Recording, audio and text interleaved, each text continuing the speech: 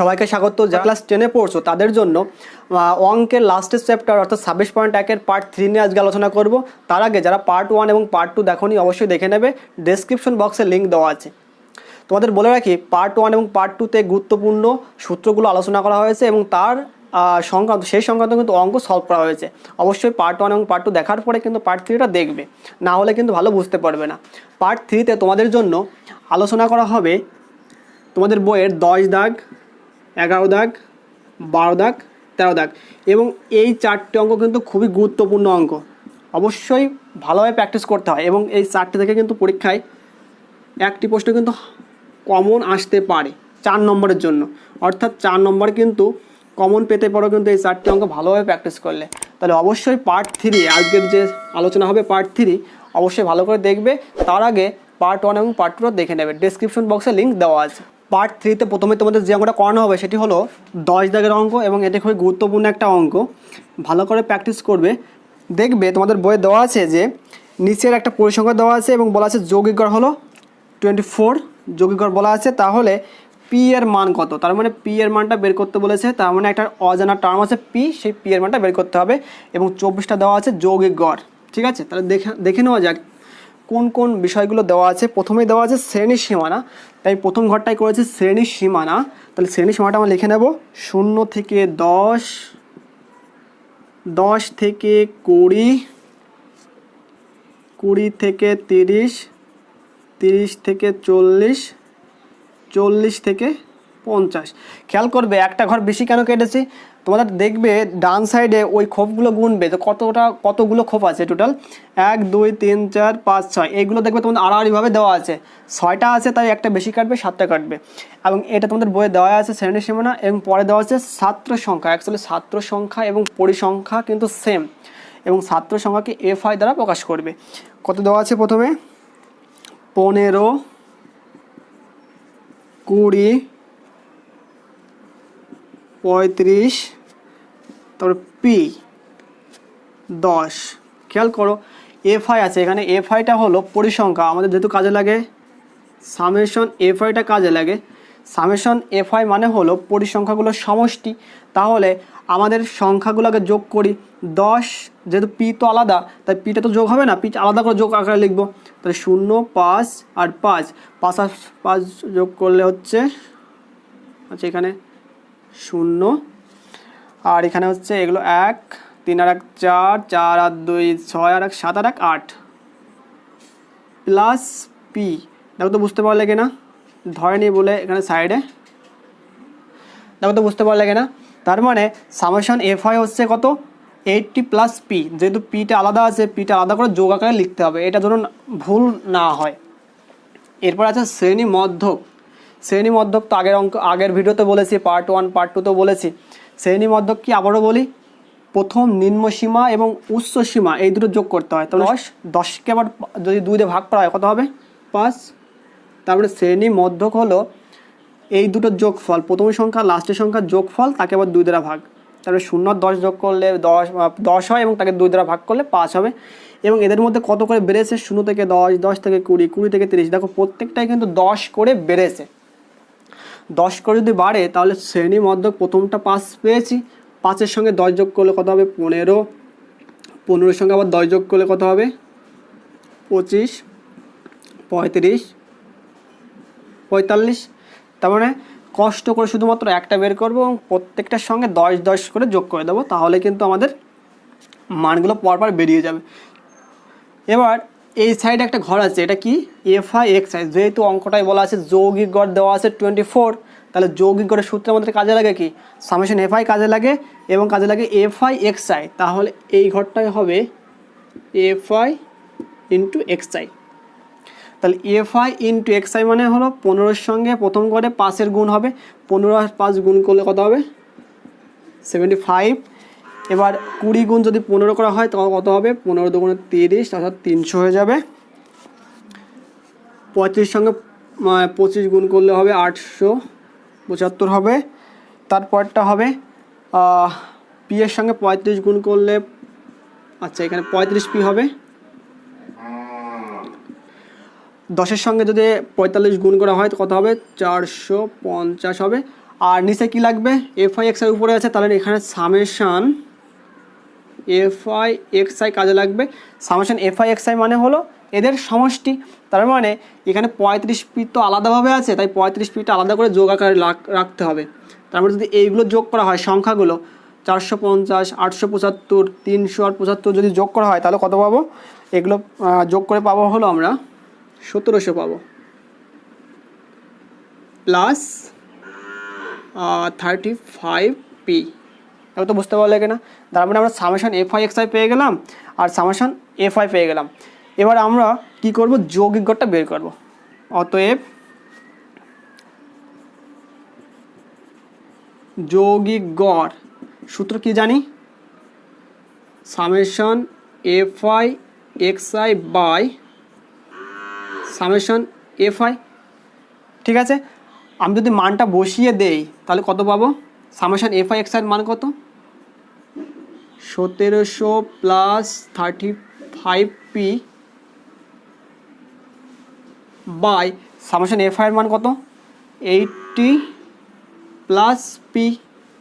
শুধু দেখে দেখে মানটা বসিয়েছি, দেখো তো বুঝতে পারলে কিনা, 1700 প্লাস 35p হলো summation F I X I এর মান, আর হলো সামেশান এফ আই এর মান হলো 80 প্লাস পি। এবার আমাদের এক কাজ করতে হবে, যেহেতু আমাদের সম্পূর্ণ কাজটাই প্রায় হয়ে গেছে, প্রায় 90% হয়ে এসছে, শুধুমাত্র উত্তরটা হিসাব করে বসালে হয়ে যাবে। খেয়াল করো তোমাদের বইয়ে যৌগিক গড় বলা আছে 24, তার মানে বইয়ের যৌগিক গড় হলো 24 আর আমাদের এখানে যৌগিক গড় কত, এইটা, তাই দুটো শর্ত মতে সমান করে দেবো। অতএব শর্ত মতে কী বলবো, 1700 plus 35p by 80 plus P সমান সমান কত হবে, 24।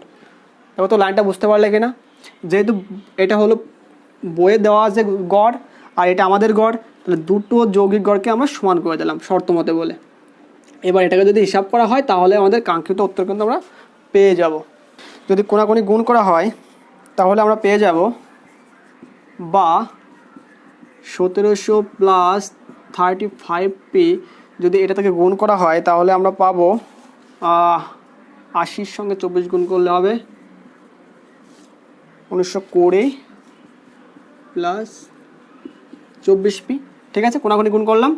এবার এক কাজ করব, পি এর পর ট্যাক্স সাইডে নিয়ে আসবো, তাহলে 35p মাইনাস 24p সমান সমান 1920 মাইনাস 1700। সংখ্যাগুলো ডান সাইডে নিয়ে গেলাম এবং পিগুলো বার সাইডে নিয়ে আসলাম। এখন যদি বিয়োগ করা হয় তাহলে কত পাবো, আমরা বিয়োগ করে পাবো 11p সমান সমান, এটাকে যদি বিয়োগ করা হয় তাহলে আমরা পাবো হলো 220, বা পি সমান সমান 220/11 যদি করা হয় তাহলে কাটাকাটি করলে কত হবে, 20 হয়ে যাবে। অতএব পি সমান সমান 20। তাহলে 10 দাগের উত্তরে পি এর মানটা হয়ে যাবে 20, এটাই হবে অ্যান্সার। এবার তোমাদের যে অঙ্কটা করাবো সেটি হলো তোমাদের বইয়ের 11 দাগ, এবং 11 দাগের অঙ্কটি খুবই গুরুত্বপূর্ণ। যদি 11 দাগ ভালোভাবে বুঝতে পারো তাহলে কিন্তু 12 দাগও তোমার নিজেরাই করতে পারবে। খেয়াল করো, 11 দাগে যে একটা টেবিল আমি এঁকেছি, ঠিক এইভাবে একটা টেবিল তোমরা এঁকে নেবে।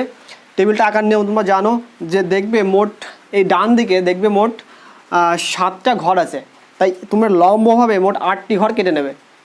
1 2 3 4 5 6 7 8। এই ঘরটা আঁকার নিয়ম তোমরা জানো আগে থেকেই, তোমাদের বইয়ে দেওয়া আছে, বয়সটা দেওয়া আছে এবং রোগীর সংখ্যাটা দেওয়া আছে। তার মানে বয়সটা রোগীর সংখ্যা তোমরা আগেই লিখে নেবে। আর রোগীর সংখ্যা কি, এটা হলো পরিসংখ্যা, তাই পরিসংখ্যাকে এফ আই দ্বারা প্রকাশ করা হয়, আমি লিখে নিয়েছি। এবং আমাদের অঙ্কে যেহেতু সামেশন এফ আইটা কাজে লাগবে, তাই আমি সামেশন এফ আইটা আগে থেকেই বের করে রেখেছি। কিন্তু খেয়াল করো, আমি কিন্তু এখানে একটা জায়গা ফাঁকা রেখেছি এবং ডান সাইডে দুটো জায়গা ফাঁকা রেখেছি, তাহলে নিশ্চয়ই এখানে কিছু একটা বসবে, এখানে কিছু একটা বসবে। ভালো করে যদি খেয়াল করো, দেখো যে এখানে শুরু হয়েছে বয়সটা 30 থেকে 34, 35 থেকে 39, 40 থেকে 44। খেয়াল করো, যেখান থেকে শেষ হয়েছে, মানে যেটা শেষ হয়েছে তার পরের সংখ্যাটা থেকে শুরু হয়েছে। তার মানে আমরা আগে যে অঙ্কগুলো করেছিলাম সেই অঙ্কগুলো কেমন ছিল, যেমন 10 থেকে আগে 20 ছিল, 20 থেকে 30 ছিল, এই টাইপের ছিল। যা দিয়ে শেষ হয়েছিল তাই দিয়ে পরেরটা শুরু হয়েছিল, এটাকে বলে সাজানো। ঠিক আছে, আগের অঙ্কগুলো সাজানো ছিল, কিন্তু এই অঙ্কটা দেখতে পাচ্ছি আমরা যা দিয়ে শেষ হয়েছে তা দিয়ে কিন্তু শুরু হয়নি, তার পরের সংখ্যা অর্থাৎ এক বেশি দিয়ে শুরু হয়েছে। এই সকল অঙ্কের ক্ষেত্রে আমাদের আগে থেকেই সাজিয়ে নিতে হবে, যদি না সাজায় তাহলে কিন্তু অঙ্ক হবে না। তাহলে সাজালে কি হবে, আমি লিখতে পারি এখানে শ্রেণীর সীমানা, ঠিক আছে, তাহলে এখানে শ্রেণীর সীমানাটা লিখতে হবে, অথবা তুমি বয়সও লিখতে পারো। তাহলে এই যে ঘরটা আমি করেছি এই ঘরটা হবে সাজানো ঘর, মানে এই বয়সটাকে আমি সাজিয়ে লিখবো এখানে। তাহলে সাজাবো কী করে, তাহলে যা দিয়ে শেষ হবে তাই দিয়ে শুরু হতে হবে, তাহলে সাজানো হবে। তাহলে আমি এক কাজ করব, এখানে নিম্ন সীমা হলো 30 এবং ঊর্ধ্ব সীমা হলো 34, আমি নিম্ন সীমা থেকে 0.5 বিয়োগ করব এবং ঊর্ধ্ব সীমার সঙ্গে 0.5 যোগ করব। তাহলে নিম্ন সীমার থেকে যদি 0.5 বিয়োগ করি কত হবে, 29.5, আর যদি ঊর্ধ্ব সীমার সঙ্গে 0.5 যোগ করি কত হবে, 34.5। দেখো তো এটা বুঝলে কিনা, আমাদের টার্গেট থাকবে এই যে বয়সটা বা শ্রেণীর সীমানা, শ্রেণী যেটা থাকবে সেটা সাজানো আছে কিনা, এবং সাজানো আছে কি নেই কী করে বুঝবো, দেখবো শেষটা এবং তার পরের শ্রেণীর প্রথমটা একই সংখ্যা আছে কিনা। যদি ভিন্ন সংখ্যা থাকে তাহলে কি করব, আগেরটার সঙ্গে 0.5 বিয়োগ করব এবং পরেরটার সঙ্গে 0.5 যোগ করব পরপর করে। তাহলে ঠিক একইভাবে এর সঙ্গে 0.5 বিয়োগ করলে কত হবে, 34.5, 39.5, এটা হবে 39.5, এখানে হয়ে যাবে 44.5, এটা হয়ে যাবে 44.5 থেকে 49.5, আর এটা হয়ে যাবে 49.5 থেকে 54.5, আর এটা হয়ে যাবে 54.5 থেকে 59.5। তাকে তো বুঝতে পারলে কিনা। এবার খেয়াল করো যা দিয়ে শেষ হয়েছে তাই দিয়ে কিন্তু শুরু হয়েছে, তার মানে এটা সাজানো হয়ে গেল। এবার আমাদের কি কাজ করতে হবে, সে আগের নিয়ম, আমরা যখন প্রত্যক্ষ পদ্ধতি বা শুধুমাত্র যৌগিকর বের করেছিলাম তখন আমাদের শ্রেণী মধ্যক লেগেছিল। তাহলে এখানে আমরা লিখব শ্রেণী মধ্যক। বুঝে নিও, শ্রেণী মধ্যককে আমরা কোন অক্ষর দ্বারা প্রকাশ করি, এক্স আই দ্বারা প্রকাশ করি, তাহলে ওখানে এক্স আইটা লিখব। তাহলে খেয়াল করো তো 29.5 থেকে 34.5 যেটা আছে এদের মধ্যবিন্দু কত হবে, মধ্যবিন্দু বের করার নিয়ম তোমরা আগে থেকে জানো যে প্রথমটা এবং লাস্টেরটা যোগ করতে হয়, যোগ করার পরে তাকে 2 দ্বারা ভাগ করতে হয়। তাহলে এটাকে যোগ করলে আমরা কত পাবো, 34 আর 29.5 থেকে 30 হয় 30, 34, তার মানে হবে হলো টোটাল 64 হবে। যোগ করলে 64কে 2 দ্বারা ভাগ করলে কত হবে, 32 হয়ে যাবে।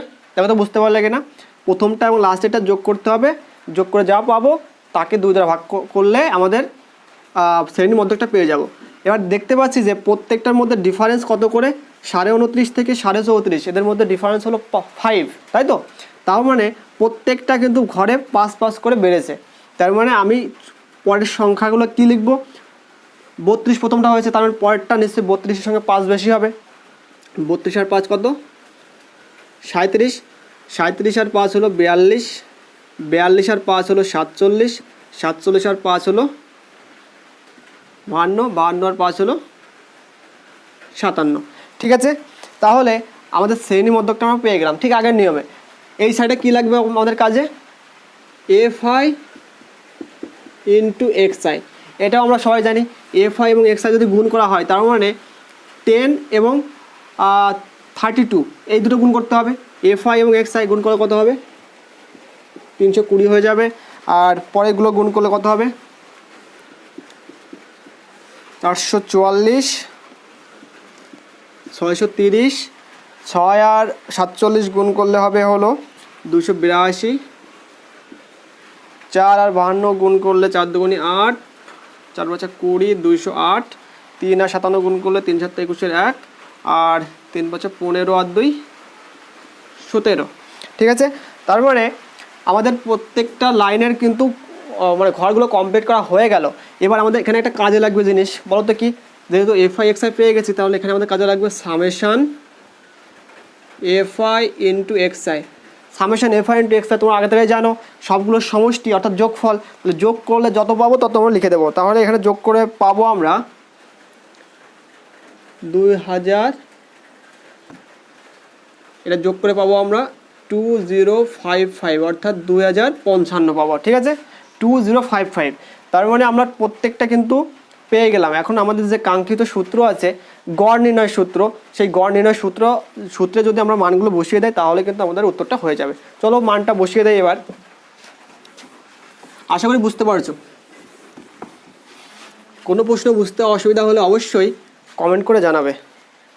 খেয়াল করো, তাহলে বলবো অতএব যৌগিক গড়, আচ্ছা এখানে লিখে নেবে যৌগিক গড়টা লিখে নেবে। যৌগিক গড় সমান সমান কী জানি আমরা, summation fi xi by summation fi। এটা শুধুমাত্র যৌগিক গড়ের সূত্র বা প্রত্যক্ষ পদ্ধতিতে যৌগিক গড়ের সূত্র। তাহলে সামেশন fi xi এর মান কত, 2055, আর সামেশন fi এর মান হলো 50, ঠিক আছে। তাহলে এটাকে যদি ভাগ করা হয় তাহলে কত হবে উত্তর, এটাকে ভাগ করলে আমরা পাবো হলো 41.1। এরপরে অনেক সংখ্যা থাকতে পারে, দশমিকের পরে আমরা 1 ঘর অথবা 2 ঘর নেব এবং সাইডে প্রায় কতটা লিখে দেবো। দেখো তো বুঝতে পারলে কিনা। তার মানে আমরা বুঝতে পারলাম যে এই অঙ্কটা শুধুমাত্র আমাদের যে শ্রেণীটা দেওয়া ছিল অর্থাৎ বয়সটা দেওয়া ছিল সেই বয়সটা শুধু সাজানো ছিল না, আমাদের প্রথম টার্গেট থাকবে এটাকে সাজিয়ে নেওয়া, তারপরে আমাদের সেই আগের নিয়ম অর্থাৎ যৌগিক গড় বা প্রত্যক্ষ পদ্ধতিতে গড় সেই সূত্র অ্যাপ্লাই করলে আমাদের উত্তরটা মিলে যাবে। আশা করি বুঝতে পারছো। এবং তোমাদের বলে রাখি 12 দাগের অঙ্কটা কিন্তু সেম নিয়ম হবে 11 দাগের। তার মানে তোমাদের 12 দাগটা হোমওয়ার্ক থাকলো, ঠিক আছে। তাহলে 12 দাগটা হোমওয়ার্ক করবে এবং যদি না পড়ো আমাকে কমেন্ট করে জানাবে, ঠিক আছে।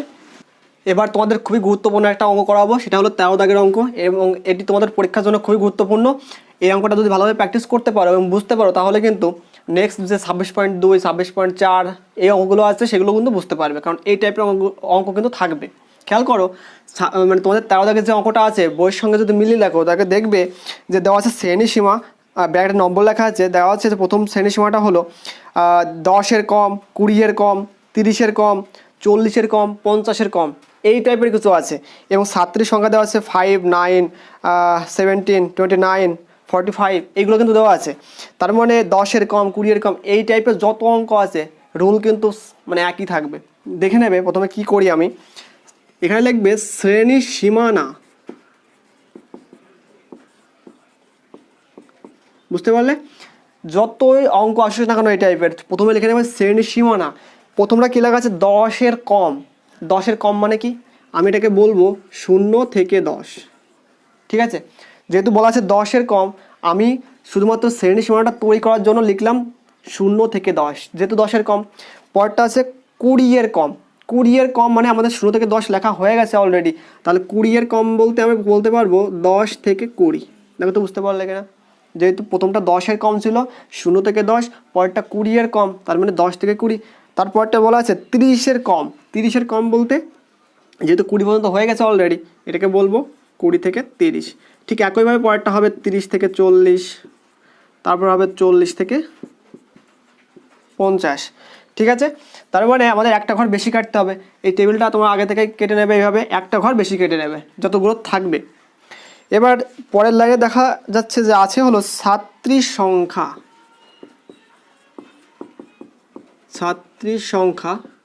ছাত্রীর সংখ্যাকে আমরা ব্র্যাকেটে fi দ্বারা প্রকাশ করব। আচ্ছা ছাত্রীর সংখ্যা কেমন দেওয়া আছে এখানে, 5, 9, 17, 29, 45। কিন্তু এরকম লিখলে কিন্তু হবে না, ঠিক আছে।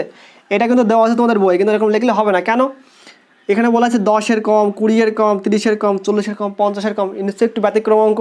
তাহলে এই ছাত্রীর সংখ্যাটাও কিন্তু চেঞ্জ হয়ে যাবে।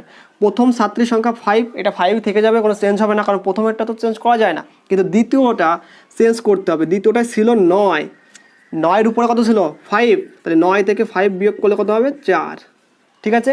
তৃতীয় যে ঘরটা আছে সেখানে তোমাদের বইয়ে দেওয়া ছিল 17, তাই তো। 17 থেকে 17-এর উপরে কে ছিল, দেখবে 17-এর উপরে ছিল 9, তাহলে 17 থেকে 9 বিয়োগ করলে কত হবে, 17 থেকে যদি 9 বিয়োগ করা হয় তাহলে 8 হয়ে যাবে। এবার দেখবে তৃতীয় ঘরে ছিল 29, 29-এর উপরে ঘরে কত ছিল 17, তোমাদের বইয়ে দেখবে। তাহলে 29 থেকে যদি 17 বিয়োগ করা হয় তাহলে কত হবে 12 হয়ে যাবে, ঠিক আছে। এবার লাস্টের ঘরে ছিল 45, 45-এর উপরে ঘরে কত ছিল 29, তাহলে 45 থেকে যদি 29 বিয়োগ করা হয় কত হবে? 16 হয়ে যাবে। খেয়াল করো, বুঝতে পারলে কিনা? তার মানে এই টাইপের অঙ্ক যদি আসে 10-এর কম, 20-এর কম, 30-এর কম, তাহলে কিন্তু সব এই নিয়ম হবে। এই ছাত্রের সংখ্যাটা চেঞ্জ হয়ে যাবে কীভাবে? প্রথমটা থেকে যাবে এবং তার পরের ঘরটা কী হবে? তা সেই ঘরে যত ছিল সেই ঘর থেকে উপরের ঘরটা বিয়োগ করব। তার মানে 5 থেকে 9 থেকে উপরের ঘরে 5 ছিল, বিয়োগ করলাম, তার যে ঘরটা কাজ করবো তার উপরটা বিয়োগ করে দেবো। দেখবে খেয়াল করে। তার মানে আমরা এফআই পেয়ে গেলাম 5, 4, 8, তারপরে 12, 16। আমাদের এটা কাজে লাগবে কত? সামেশন এফআইটা কাজে লাগবে। তাহলে সামেশন এফআইটা যদি আমাদের কাজে লাগে তাহলে সবগুলো যোগ করতে হবে। তাহলে যোগ করি, 6 আর 2 8, 8 আর 16, 16 আর 4 20, 20 আর 5 25, আর 5 হাতে 2, 2 আর 1 3, 3 আর 1 4। তার মানে আমরা সামেশন এফআইটা পেলাম কত? 45 পেলাম। এবার আমাদের কাজে লাগবে হলো শ্রেণী মধ্যক।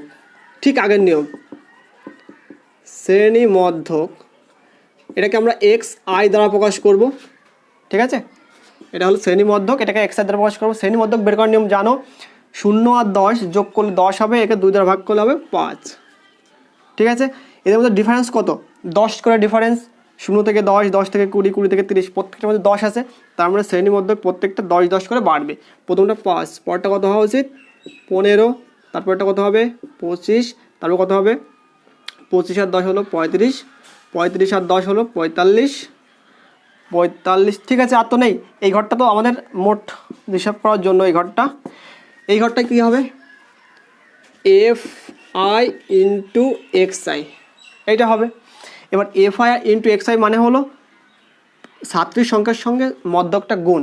তাহলে 5-এর সঙ্গে 5 গুণ করলে হবে কত? 25। 4-এর সঙ্গে 15 গুণ করলে 4 15 60। 8-এর সঙ্গে 25 গুণ করলে হবে কত? 200 হবে। 12-এর সঙ্গে যদি 35 গুণ করা হয় কত হবে? 5 বরং 60, 0 আর 3 বরং 36, 36 আর হলো 6 42, 420। 45-এর সঙ্গে যদি 16 গুণ করা হয় কত হবে? আচ্ছা, 16 গুণ যদি 45 করি, 5 16 80 আর 4 16 64। তার মানে 0 8 7, 720 হবে। তারপরে এটা পেলাম হলো কত? 720। এবার সামেশন যদি এফ আই এক্স আই করি কত হবে? যোগ করলে হয়ে যাবে। তো যোগ করি, 0 0 0 আর 5 যোগ করলে কত হবে? 5 হয়ে যাবে। হাতে কিছু নেই, 2 আর 2 4, 4 আর 6। আচ্ছা, 2 আর 2 4, 4 আর 6 হলো 10, 10 আর 2 12, 2 হাতে 1, 7 আর 1 8, 8 আর 4 12, 12 আর 2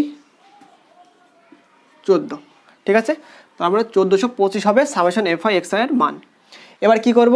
এবার সেই আমাদের ক্রমযৌগিক গড় বা প্রত্যক্ষ পদ্ধতিতে গড়, সেই সূত্রটা অ্যাপ্লাই করব এবং মানগুলো বসিয়ে দেবো, তাহলে কিন্তু আমাদের উত্তরটা হয়ে যাবে। খেয়াল করো, আমি যদি সূত্রটা এখানে লিখে নেই তাহলে কি পাবো? অতএব ক্রমবর্ধিত গড় এ লিখে নেবে, সমান সূত্রটা অ্যাপ্লাই করো, summation F I into X I by summation F I. ঠিক আছে, এর মানগুলো যদি বসানো হয় তাহলে summation F I X I মান হলো 1425। ঠিক আছে, এবং সামেশন এফ আই এর মান হলো 45। এখন এটাকে যদি ভাগ করা হয় তাহলে কত পাবো আমরা? খেয়াল করো, 31.67। সাইডে প্রায় কথাটা লিখব।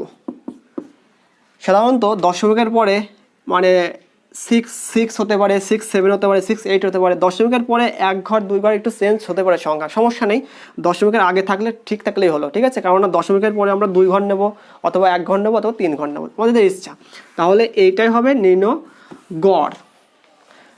তাহলে তোমাদের বলে রাখি, 26.1 থেকে আমাদের টোটাল পার্ট হয়েছে 3টি পার্ট, পার্ট 1, পার্ট 2, পার্ট 3। এই 3টি পার্ট যদি ভালোভাবে দেখতে পারো তাহলে কিন্তু 26.1-এর টোটাল অঙ্কগুলো তোমরা করতে পারবে। এবং যদি কোনো প্রশ্ন বুঝতে অসুবিধা হয় তাহলে অবশ্যই কিন্তু কমেন্ট করে জানাবে, আমি দরকার হয় আবার ক্লাস করাবো। ধন্যবাদ সবাইকে ভিডিওটা পুরো দেখার জন্য। আর বলে রাখি, নেক্সট ভিডিওতে থাকবে তোমাদের মধ্যমা নির্ণয়, যেটি হলো 26.2। ঠিক আছে, 26.2 হবে মধ্যমা নির্ণয়। সেটাও কিন্তু এভাবে পার্ট করে আমি ক্লাস করাবো। আশা করি তোমরা সে ভিডিওগুলো দেখবে।